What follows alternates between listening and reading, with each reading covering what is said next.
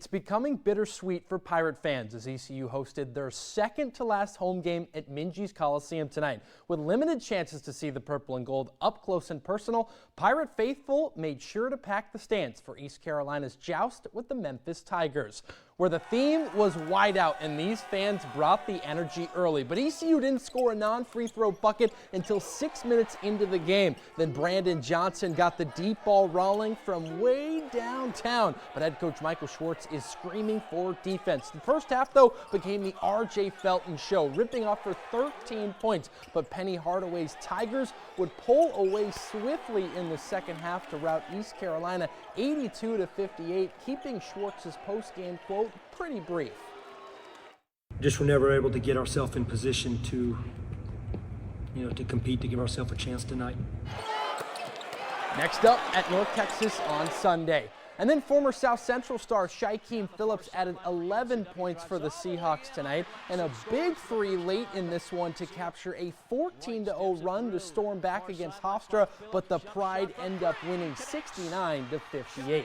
Now let's head on over to women's hoops, where we had a rager in Raleigh tonight. Number 19 Syracuse at number 12 NC State. River Baldwin gives the Pack the lead late 66-64. Syracuse's Verajao for the win? No, but there was a foul, so we go to the free throw line. She knocks down both. Guess what that means? Overtime. Trailing by one, Isaiah James on the baseline floater, go up by 1 point. Then Madison Hayes driving left side. She adds some cushion, and Syracuse can't come back, and the Pack win a thriller here, 75-71. Then Duke hosting Virginia, and early in this one, a nice nifty pass inside to Kennedy Brown off the glass. Then Reagan Richardson in the corner at the buzzer right before halftime. Yes, ma'am, drilling it.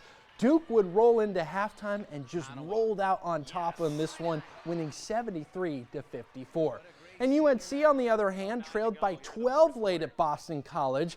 Barker drops the 15-footer, coming closer. Next possession, heads-up pass, and another bucket down low. Tar Heels would then force the steal at midcourt. The pass up to Lexi Donarski makes it a 4-point game late. But despite crazy last-minute efforts, the Eagles pull out the dub, winning this one 78-74. Now let's take a quick look in at our ACC standings for women's basketball. Virginia Tech at first, Syracuse still second after the loss. NC State tied with Louisville and Notre Dame at third. Duke tied with Florida State at fourth and UNC at 5. So a lot happening over these next two games of the regular season. Now let's head on over to the ice. Hurricanes in Ohio against the Blue Jackets, where Teuvo Teravainen scores first.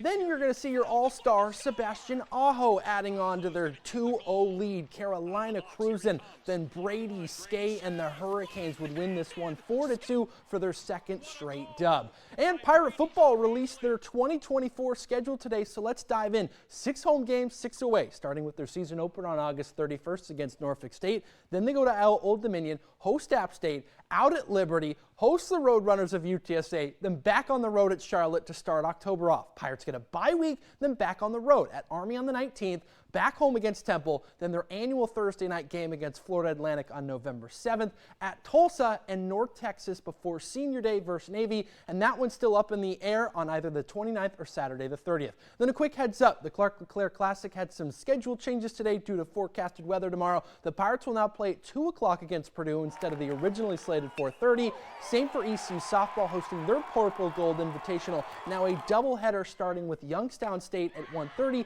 and ending with App State at 3:45. And that'll do it for sports tonight. For News 12, I'm Luke Schwartz, and that's tonight's edition of Sports with Schwartz.